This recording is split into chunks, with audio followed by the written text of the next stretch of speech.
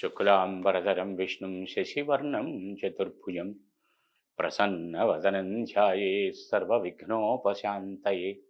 శ్రీ మహాగణాధిపతయే నమః. ఆధ్యాత్మిక మిత్రులందరికీ కూడా ఈ భవిష్యత్ దర్శిని కార్యక్రమంలోని వాస్తు పదం కార్యక్రమానికి హృదయపూర్వక స్వాగతం. ఎప్పుడు చెప్పుకుంటున్నట్లే ఇంట్రడక్షన్గా శ్రీపీఠము రుద్రాక్షశాల Navaratna emporium, new Nallakunta, Shivam road, Hyderabad, opposite SBI bank and Manikonda, Hyderabad and Chennai. Phone number 9494409777. Since 1990 reach your destination. Jai Gurudatta.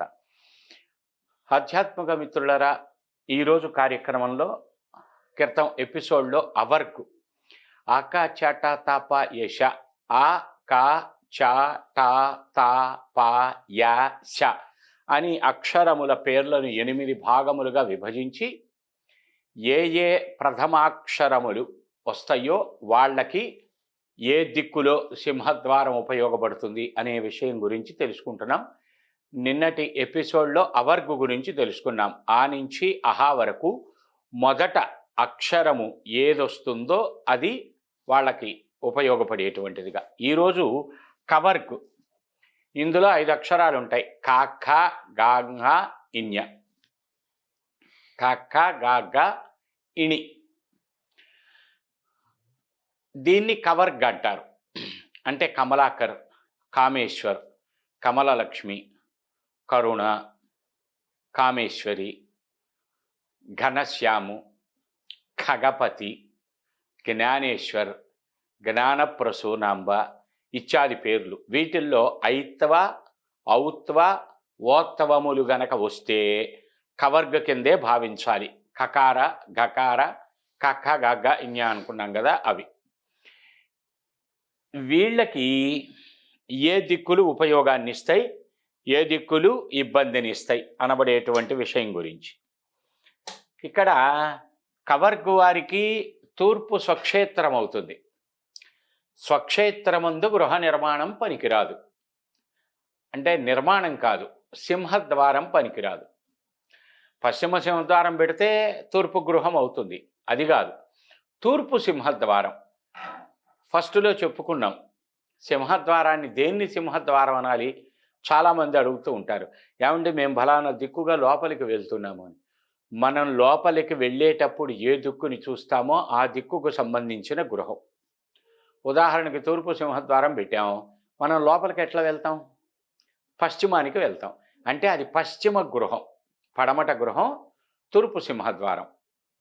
ఏ దిక్కుని చూస్తూ బయటకు వస్తామో అది సింహద్వారం కింద భావించాలి.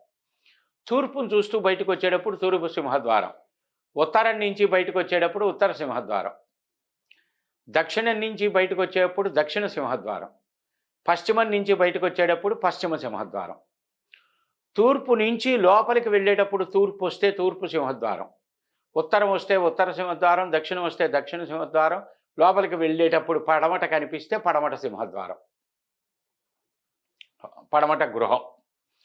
లోపలికి వచ్చేటప్పుడు గృహం ఏ దిక్కు అయితే ఆ దిక్కుకు సంబంధించిన గృహంగా, బయటికి వచ్చేటప్పుడు ఏ దిక్కు అయితే ఆ దిక్కుకి సంబంధించిన సింహద్వారంగా భావన. ఇక్కడ కవర్గు వారికి ఇందాక చెప్పుకున్నట్టుగా ఆ పేర్లన్నీ కూడా కకారంతో, గకారంతో, కాఖ గాఘ ఇన్య. గణపతి, గణపతిరావు, గణేష్, కాక గాఘ. ఖా మీద, గా మీద, ఘా మీద, కా మీద, ఒత్తు ఖా మీద, గా మీద, ఘా మీద, జ్ఞానేశ్వరుల జ్ఞా మీద వచ్చేటువంటి పేర్లన్నీ కూడా వాళ్ళకి తూర్పు సుతరాము పడదు. ధన నష్టాలు, గృహ నష్టం, వ్యక్తి నష్టం, కుటుంబ నష్టం, ఆర్థిక నష్టాలను కలగజేస్తుంది. అలాగే తూర్పు ఆగ్నేయం కూడా స్త్రీలకు అనారోగ్యాలు, అనుక్షణం వ్రణాలు, శస్త్రచికిత్సలు, ఆపరేషన్స్, కాళ్ళు విరగటం, చేతులు విరగటం, పడటం, తొంటి విరగటం. బాత్రూంలోకి వెళ్ళి జారి పడ్డారండి, తొంటి విరిగింది. కాలు జారి పడ్డారండి, కాలు విరిగింది. లేకపోతే ఆపరేషను ఇవాళ చూస్తున్నాను చాలా చోట్ల, న్యూస్లో వింటూ ఉన్నాం. కంటి కోసం ఆపరేషన్కి పోతే కాలు తీశారని, కుడికాలు ఆపరేషన్ చేయడానికి ఎడంకాలు తీశారని మొన్నే పేపర్లో ఎడంకాలని పాపం ఒక ఆవిడ నొప్పిగా ఉన్నదని చెప్పేసి హాస్పిటల్కి వస్తే అన్ని చెకప్పులు చేసి ఎడంకాలనేమో చక్కగా పూలు కట్టి పూజ చేశారు, చక్కగా ఉన్న కుడికాళ్ళని కోసవతల పడేశారు. Man mistake. ఇది మ్యాన్ మిస్టేకా? కాదు, వాడి గ్రహ దోషం అలా పరిణమించింది. మనకి ఎదటి వ్యక్తి నష్టం చేశాడు అంటే వాడు దుర్మార్గుడనే కాదు భావన, మన కర్మ కూడా అలా ఉన్నది అని. అక్కడ కాకపోతే ఇంకో చోట జరిగేది, వాడు కాకపోతే వీడు చేసేవాడు. ఏదో ఒక రకమైనటువంటి కారణం లేకుండా కార్యం జరగదు కదా. మన జాతకం బాగున్నప్పుడు అటువంటి వాళ్ళ జోలికి పోము, అటు వెళ్లకుండా ఉంటాం. మన జాతకం బాగుండినప్పుడు వాడితోటే స్నేహం చేస్తాం, వాడితోటే వైద్యం చేస్తాం, వాడితోటే అప్పులు ఇస్తాం, వాడి దగ్గరే అప్పు తెస్తాం, వాడితోటే భాగస్వామిగా పెట్టి వ్యాపారం పెట్టుకుంటాం, వాడితోటే వియ్యం చేసుకుంటాం, వాడితోటే కయ్యం చేసుకుంటాం. ఆగ్నేయం కూడా వీళ్ళకి శత్రుక్షేత్రం. దక్షిణ భాగం చాలా నష్టదాయకమైనటువంటిది, చాలా కష్టదాయకమైనటువంటిది. ఇక్కడ శాస్త్రంలో ఫలానా విధిక్కి ఉదాహరణకి ఇప్పుడు ముందు వస్తుంది నైరుతి బ్రహ్మాండంగా పడుతుంది వీళ్ళకని చెప్తారు. కానీ వాస్తులో నైరుతికి ఎప్పుడు కూడా పొర్రపాటున కూడా ఎంట్రన్స్ పెట్టకూడదు. అప్పుడు పర్యాయం ఏంటి అనేది చూసుకోవాలి. అందుకే కదా ఒక వర్గులో ఇప్పుడు మనకు పడంది 1, 2, 3 బళ్ళ, 5 బళ్ళ, ఏమండి 4, 6, 7, 8 పడుతున్నది. 6 వచ్చేసి చక్కగా ఉపయోగపెట్టుకోవచ్చు, వాయవ్య భాగం అయింది కనుక. నైరుతి భాగం వీళ్ళకి బ్రహ్మాండంగా పడుతుంది అని అన్నారు, కానీ పొరపాటున కూడా దాని జోలికి పోకూడదు. దక్షిణ నైరుతి అయినా పశ్చిమ నైరుతి అయినా పనికిరాదు. ఇంకొక ఆల్టర్నేటివ్ ఏముందనేది చూసుకోవాలి. తర్వాత 6వ స్థానం వాయవ్యం. వాయవ్యం ధనాన్ని ఇస్తుంది, కీర్తినిస్తుంది, పదవీ యోగములను ఇస్తుంది, అపరిమితమైనటువంటి అభివృద్ధిని ఇస్తుంది. చూడండి, ఒక వ్యక్తికి చాలా అనుభవం తక్కువ అయినా సరే వ్యాపారం పెట్టాడు. అతి స్వల్ప కాలంలో చకచక పైకొచ్చాడు. పడమట భాగమునకు సింహద్వారము పడి ఆ పశ్చిమ సింహద్వారంలో ఉన్నటువంటి వాడికి మాత్రం చాలా త్వరితగతిన అభివృద్ధి అనబడేటువంటిది వస్తుంది.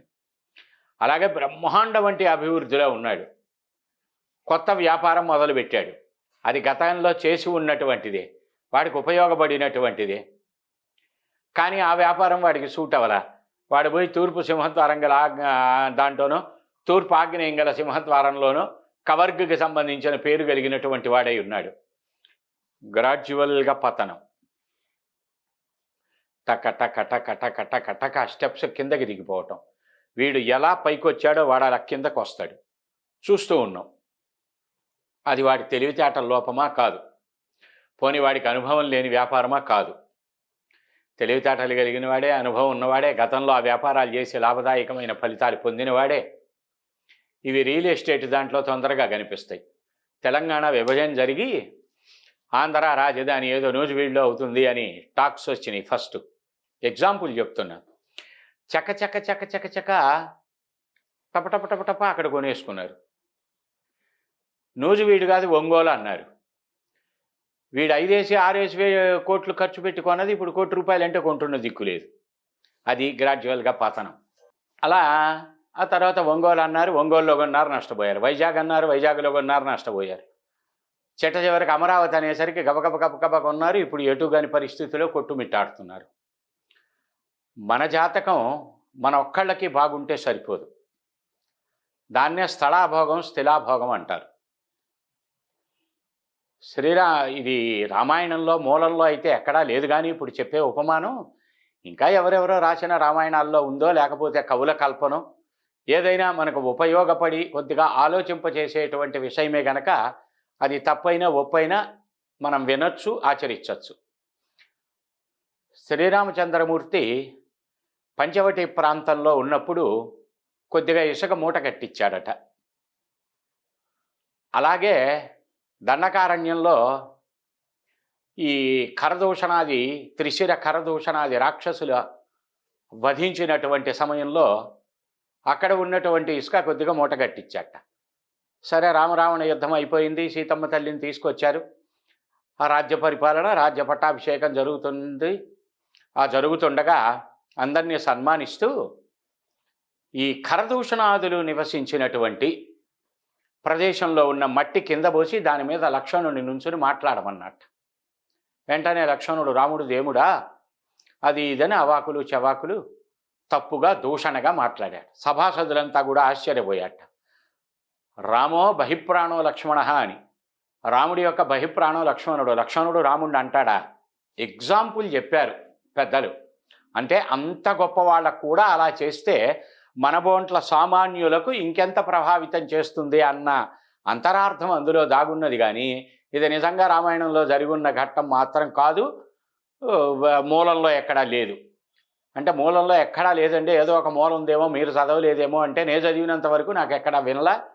చాలామంది మహామహులైనటువంటి ఉడ్డండ పండితులు చెప్పినటువంటి రామాయణ ప్రవచనాలు ఉన్నాయి, వాటిల్లో ఎక్కడా లేదు.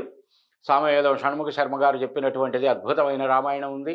అలాగే మల్లాది చంద్రశేఖర శాస్త్రి గారు పూజ్య గురుపాదులు వారు చెప్పినటువంటిది. వీరందరికీ కూడా నేను ఏకలవ్య శిష్యుని. ఎవరితోటి నాకు బహిర్ముఖ పరిచయాలు లేవు, కానీ వారి ఫాలోయర్నని చెప్పవచ్చు. ఎందుకంటే అటువంటి అద్వితీయమైనటువంటి విషయాలు చెప్పినటువంటి వ్యక్తులు ఇంకా చాలామంది ఉన్నారు. వీళ్ళిద్దరిది నేను ఉటంకిస్తున్నా ఇక్కడ. అందులో ఎక్కడా వారు చెప్పిన వాటిల్లో కూడా ఇది ఎక్కడా కూడా లేదు. అంటే దాని భావం మూలంలో లేదు. సరే, కొద్ది గొప్ప పురాణాలు నేను చదివాను, వాటిల్లోనూ ఎక్కడా ఇవి కనిపించాల. అంటే ఇది పుక్కిట పురాణం అయి ఉండొచ్చు, ఉదాహరణకి చెప్పి ఉండొచ్చు.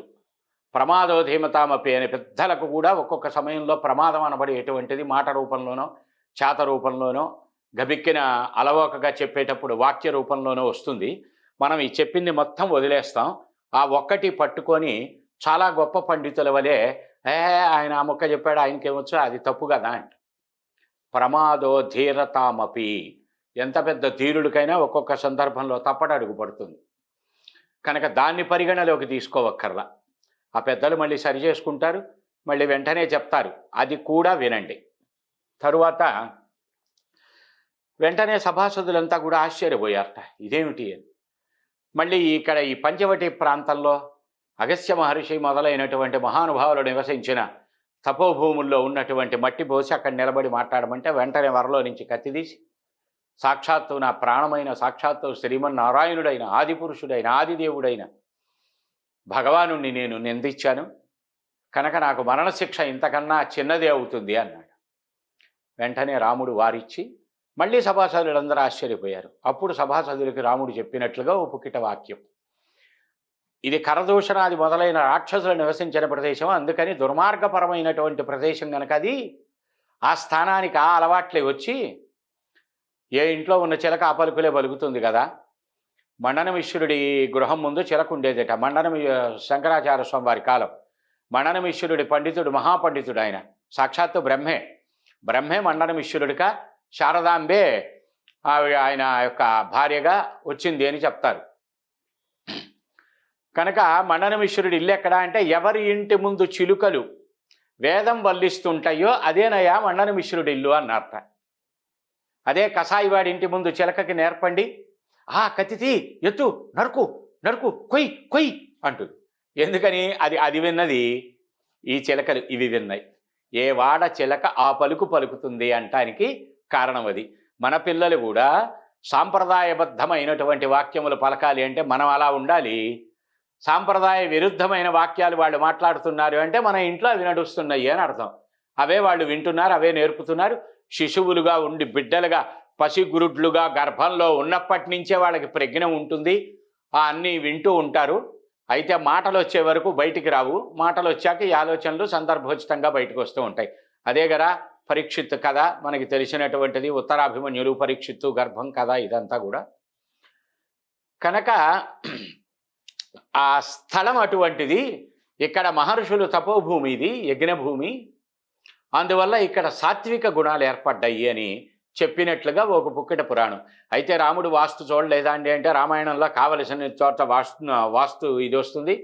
పర్ణకుటీరం నిర్మించినప్పుడు కూడా వాస్తుపరంగా లక్ష్మణుడు నిర్మించాడు అని, వాస్తు బలిహరణాదులతో సహా ఇచ్చారు అని. సందర్భం ఇది కాదు కనుక చెప్తా. అసలు వాస్తు పురుషుడి స్థితి చెప్పేటప్పుడే వాస్తు శాస్త్రం చెప్తున్నది, ఈ అంధకాసురుడు అనబడేటువంటి రాక్షసుడితో పరమేశ్వరుడు యుద్ధం చేసి ఆయనకి చెమట బిందువులు కారి నేల మీద పడ్డాయట. ఆ పడినటువంటి బిందువులన్నీ కలిపి ఒక పెద్ద భూతంగా తయారైందట, ఒక జీవిగా. అది భూమి మీద ఉందట. కనుక దేవతలందరూ కూడా పవిత్రమైనటువంటి దేవతా స్వేదంతో, శివస్వేదంతో ఉద్భవించినటువంటి వాడు గనక అక్కడ వసిస్తున్నాడు గనక భూమి మీద వసయతీతి వాస్తు. ఎవడో టెక్నికల్ నాలెడ్జ్ గలవాడు, లేకపోతే సైన్స్ని అప్రోచ్ అయ్యేటువంటి వాడు చెప్తాడు. వాడు చెప్పడం మళ్ళీ సంస్కృత శ్లోకమే చెప్తాడు, గమ్మత్ అది. వాడు రామాయణం అంతా చదువుతాడు. బొక్కలు ఎక్కడ కనిపిస్తున్నాయో, వాడి తెలివితేటలకి సంబంధించినంత మేర కంతలు ఎక్కడున్నాయో వాటిని ఎస్టాబ్లిష్ చేస్తాడు. అది కరెక్ట్ కాదంటాడు. మరి అది కరెక్ట్ కానప్పుడు అసలు నీకేం పోనాయా? నువ్వు నమ్మవు, నీకు దేనికి రామాయణంతో? నువ్వు విశ్వసించవు, నీకు భారతంతో పనేంటి? నువ్వు హిందూ దేవతలను ఆరాధించవు, నీకు దేవుడితో నీకేం సంబంధం? మీకు 1,00,000 మంది దేవుళ్ళండి, మాకొక్కడే దేవుడండి అని పెద్దలు చెప్తూ ఉంటారు. హిమం ఏకం రూపం అని మనకి తెలిసినది. మంచు ఒక్క రూపమే, ఒక్కటే మంచు అనుకుంటాం మనం. కానీ ఆ మంచులో నివసిస్తూ, ఆ మంచులో పర్యటనలు చేస్తూ, ఆ మంచులో స్కేటింగులు, రెస్కిమోస్ వాళ్ళు అనేక రకాలైనటువంటి మంచులు ఉన్నాయి. ఇందులో ఒక్కొక్క మంచు యొక్క లక్షణం ఇది. ఒకటి మెత్తగా ఉంటుంది, ఒకటి కాళ్ళు పెడితే దిగిపోతుంది, ఒకటి గొడ్డలు పెట్టి కొట్టిన నరకబడదు, ఒకటి పారుతుంది, ఒకటి కరుగుతుంది, ఒకటి కరగదు, ఒకదాంతో విగ్రహాలు చేయొచ్చు, ఒకదాంతో ఊరికినే ఆడుకోవచ్చు. ఇన్ని రకాల మంచులు ఉన్నాయని చెప్తారు. వాడు ఎలా చెప్పాడు? వాడు అనుక్షణం ఆ మంచుతో మమేకమై ఉన్నాడు గనక అందులో ఉన్నటువంటి తేడాలు వాడికి తెలిసినాయి. అలాగే మన మహర్షులు కూడా ఆ భగవత్ తత్వంలో మమేకమై లీనమైపోయి ఉన్నారు గనక భగవంతుడి యొక్క అనేక రూపములను వాళ్ళు గమనించారు. అనేక దేవతా రూపములుగా, పేర్లుగా వాళ్ళు మనకి తెలియజేశారు. వాడికి తెలిసిన మంచు 50 రకాలు, మనందరికీ తెలిసిన మంచు ఒక్కటే. అలాగే నీ అజ్ఞాన మూఢత్వానికి తెలిసిన భగవంతుడు ఒక్కడే, మా జ్ఞానానికి తెలిసిన భగవంతుడు 33 కోట్ల మంది. నీకేంటి నష్టం? 33 కాకపోతే 3,300 కోట్లు పూజిస్తాం, నీకేమన్నా నష్టమా? నీకు ఒక్క దేవుడే గొప్పనో, ఒక్క దేవుడినే పూజించుకో. 33 కోట్ల మంది నీ ఒక్క దేవుడిని నిందించట్లా, నీ ఒక్కడివి మాత్రం 33 కోట్ల మంది దేవతల్ని నిందిస్తున్నావు. భుక్తి కోసం. నీ అంతరాత్మలో నీకు తెలుసు, చాలామంది పేర్లు చెప్పడం సభాపూర్వకంగా ధర్మం కాదు, కానీ అది న్యాయం కూడా కాదు. కానీ నాస్తికవాదులు అనబడేటువంటి ఇంతమంది వచ్చి జాతకాలు చెప్పించుకొని చెప్పబడిన పూజలు పునస్కారాలన్నీ కూడా చేశారు. ఈ రోజుకి పరమనాస్తికుడుగా చెప్పుకుంటున్నటువంటి అనేక ఛానల్స్ వాళ్ళు దొంగతనంగా భూగృహాలలో కూర్చొని బ్రాహ్మణుల్ని పెట్టి, విజయవాడ నుంచి బ్రాహ్మణుల్ని పిలిపించి హోమాలు చేశారు. పేర్లు అందరికీ తెలుసు, మనం పేర్లు అనౌన్స్ చేయనవసరంగా. లోకం కోసం, భుక్తి కోసం, ఒక వర్గాన్ని దగ్గరికి చేసుకోవటం కోసం అవాకులు చవాకులు వాగుతారు. అటువంటి యూస్లెస్ ఫెలోస్ తోటి మనకి సంబంధమే లేదు. దేవతలందరూ కూడా ఇక్కడ భూమి మీద వసిస్తున్నటువంటి భూతం గనక అది వసయతీతి వాస్తు ఇక్కడ నివసిస్తున్నాడు గనక అతనికి కొన్ని శక్తులు ఆటోమేటిక్గా వచ్చేస్తాయి. శివ వీర్యం నుంచి పుట్టినవాడు కుమారస్వామి, అగ్రగణ్యుడు కాదా? శివ సంకల్పంతో జన్మించినటువంటి వాడు ఆంజనేయ స్వామి, అగ్రగణ్యుడు కాదా? అలాగా శివ స్వేదం నుంచి పుట్టబడినటువంటిది వాస్తు కరెక్ట్ కాదా? శివ నేత్రధారల నుంచి ఉద్భవించబడినటువంటిది రుద్రాక్ష ఎంత పవిత్రమైనదిగా ఇవాళ మనం కొలుస్తున్నాం. కనుక పవిత్రమైన వ్యక్తి యొక్క జీవన శైలిలోని అణువణువు ఉచ్ఛ్వాస నిశ్వాసలే వేదాలని చెప్తుంటే నువ్వెవడివి కాదంటానికి? కాదంటావంటే నాలుగు గోడల మధ్య కూర్చొని నీకు నువ్వు పారాయణ చేసుకో. ఆయన దేవుడు కాదు, ఈయన దేవుడు కాదు, ఆయన రాక్షసుడు, ఈయన రాక్షసుడు, ఆయన భూతుడు, ఈయన ఒక్కడే అని నువ్వు పారాయణ చేసుకో. నువ్వెందుకు రా పబ్లిక్లోకి వచ్చి నమ్మిన విశ్వసించినటువంటి వాళ్ళని డిస్టర్బ్ చేస్తావు? ఆయనకి వాస్తు పురుషుడు అన్నారు అనేది వేద సంహితమైనటువంటిది, శ్లోక రూపంగా కూడా చెప్తాను. ఆయన్ని వాస్తు పురుషుడు అన్నారు. అటువంటి ఇందాక మనం ఉపమానం చెప్పుకున్నట్టుగా త్వరితగతిన కింద పట్టడం, త్వరితగతిన పైకి లేవటం ఎగ్జాంపుల్స్ చెప్పుకున్నాం. అటువంటి వ్యక్తులు తూర్పులో ఉంటే త్వరితగతిన ఆ వర్గకి సంబంధించినటువంటి వాళ్ళు అయ్యుండి, అది పడని దిక్కైతే అటువంటి లక్షణములు అనబడేటువంటివి 100% కలుగుతాయి. గమనించాలి. కనుక వాయవ్యంలో గనక వీరికి వాయవ్యం వరకు వీళ్ళకి బ్రహ్మాండంగా ఉపయోగపడుతుంది. సంపద, పదవి యోగం, అభివృద్ధి. అలాగే ఉత్తరం కూడా ధనము, సౌఖ్యం, సంపద, ఆయుర్దాయం, యశస్సు, కీర్తి. ఉత్తర ఈశాన్యం మళ్ళీ తూర్పు దిక్కు పడదు కనుక వాళ్ళకి తూర్పు ఈశాన్యం పనికిరాదు. ఉత్తర ఈశాన్యం బ్రహ్మాండం వంటి పురోభివృద్ధిని ఇస్తుంది. ఇక్కడ సందర్భం వచ్చింది కనుక చెప్తున్నా, ఇది సింహద్వారం పెడుతున్నారు అందరూ శాస్త్రపరంగా. సరే, అపార్ట్మెంట్లలోకి వెళ్ళేసరికి శాస్త్రం ఎక్కడికి వస్తుంది, కానీ మట్టుగడలు ఉన్నంత వరకు ఏదో చూసుకోవటం.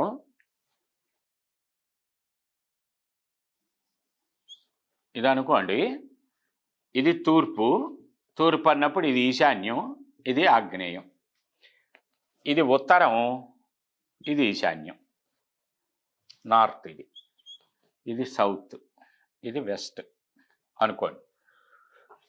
ఇక్కడ ఉత్తర ఈశాన్యానికి పెడుతున్నారు, వెంటనే తూర్పు ఈశాన్యానికి పెడుతున్నారు. పక్క పక్క డోర్లు. అసలు డోర్ ఎంతవరకు పెట్టాలి, ఎక్కడ వరకు పెట్టాలి, ఎంతవరకు ఉండాలి, ఎంతవరకు అది కరెక్ట్గా ఉండాలి, దీన్ని 9 భాగములుగా విడగొట్టమన్నారు. అనగా ఇది 90 అడుగులు ఉందనుకుందాం, లేదా 30 అడుగులు ఉందనుకుందాం. 90 అడుగులకి ఎక్కడ ఉంటాయి, అన్నీ ఇవాళ 30-40 అడుగుల ఫ్లాట్సే కనుక. ఇది 30 అడుగులు ఉంటే 30 అడుగుల్ని 9 భాగాలు చేయండి. మొదటి 2 భాగములు ఈశాన్యం, ఆఖరి 2 భాగములు ఆగ్నేయం, ఈ మధ్యలో ఉండేటువంటి 5 భాగాలు తూర్పు. ఈ 2 భాగాల లోపల ఉంటే 90 అడుగులు ఉంటే 2 పదులు 20 అడుగులు, 45 అడుగులు ఉంటే 9 భాగాలు చేస్తే 2 5 10 అడుగులు. 10 అడుగుల వరకు ఈశాన్యం, ఈ 10 అడుగులు ఆగ్నేయం, మధ్యలో ఉన్నటువంటి 25 అడుగులు ఏదైతే ఉందో అది తూర్పు. ఈ ఈశాన్య భాగంలో డోర్ పెట్టేటప్పుడు దీన్ని వదిలిపెట్టాలి, ఒక రవ్వ గోడని ఇటు వదిలిపెట్టాలి, ఇన్సైడ్ గోడ వదిలిపెట్టాలి, బయట గోడ వదిలిపెట్టాలి. ఎలాగా? ఆ భిత్తిని 12 భాగాలు చేయమన్నారు. అనగా 12 అంగుళాల భిత్తి అనుకోండి. భిత్తి అంటే గోడ. 12 అంగుళాలు అనుకోండి.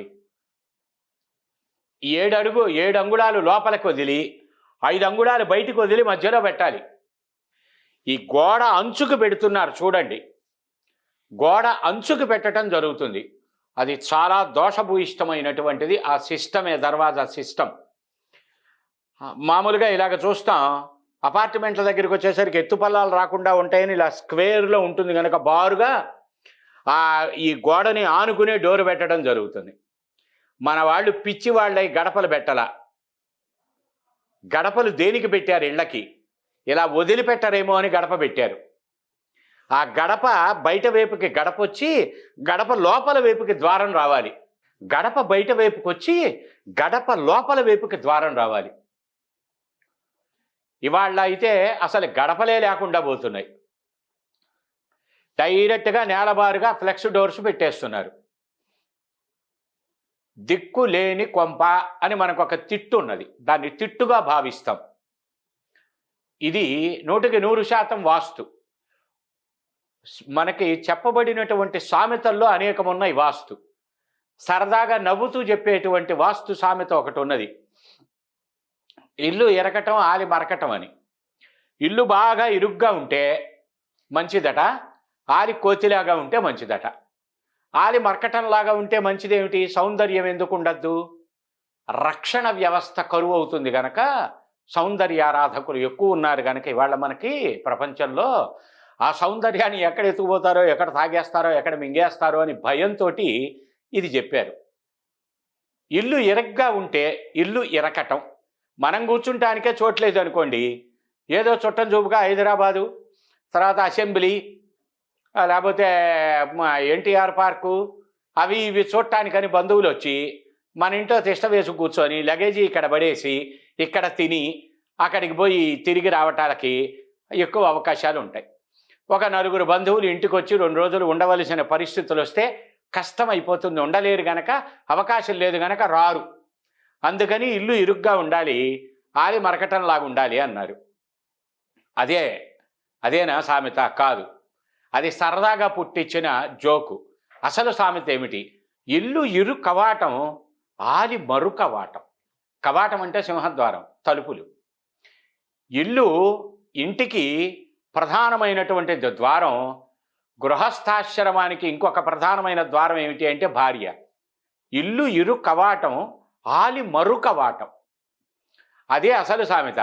దాన్ని మన వాళ్ళు చిత్తరవాత చేసి దాన్ని నరికి చంపి ఉప్పు పాతరేసి ఇల్లు ఇరకటం ఆలి మరకటం అని ఒక ఫన్ కోసం పెట్టబడినటువంటి ఉపమానం. కనుక ఇక్కడ ఈ సింహద్వారం మనం పెట్టడమే చాలా శ్రద్ధాభక్తులతో పెట్టవలసి ఉంటుంది. ఇవాళంతా 9 అంగుళాల గోడలు మనం కట్టుకుంటున్నాం, అపార్ట్మెంట్ల దగ్గరికి వచ్చేసరికి 4 అంగుళాల గోడే కడుతున్నారు. అయితే స్టార్టింగ్లో కనుక 9 అంగుళాలు ఉంటుంది, ఇన్సైడ్ 4 అంగుళాలు ఉంటుంది. ఈ 9 అంగుళాల భిత్తిని ఒక 5 భాగాలు లోపలికి వదిలి, ఒక 4 భాగములు ముందుకు వదిలి, అంటగా సెంటర్ టు సెంటర్ చేస్తే 4 అంగుళాలు, 4.5 అంగుళాలు సెంటర్ పాయింట్ అవుతుంది.